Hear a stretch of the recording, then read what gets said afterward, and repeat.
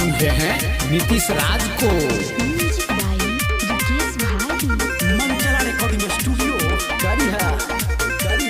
Coaching में से कटल हमर नामा रे छौड़ी तोरे करनमा टूट गइल आईएस के सपनमा रे छौड़ी तोरे करनमा रे छौड़ी तोरे करनमा मोर बंद भइल खानमा रे छौड़ी तोरे करनमा कोचिंग में से कटल हमर नामा रे छौड़ी तोरे करनमा।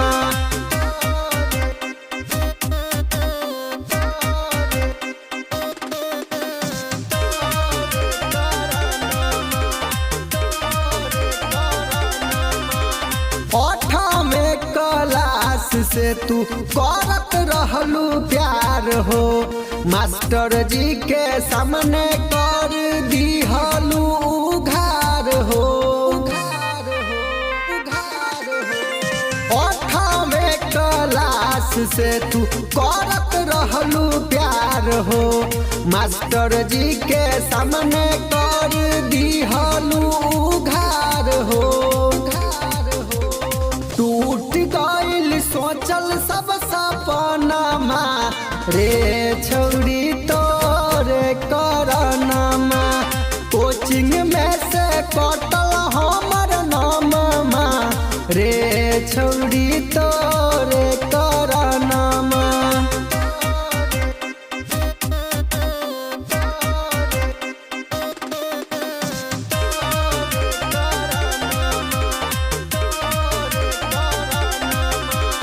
गायक नीतीश पप्पू बुझन बात के हमारा बेदर्दी भइल घर के ना घाट के। गायक नीतीश परमेश बुझन बात के हमारा पी के भी भइल घर के ना घाट के।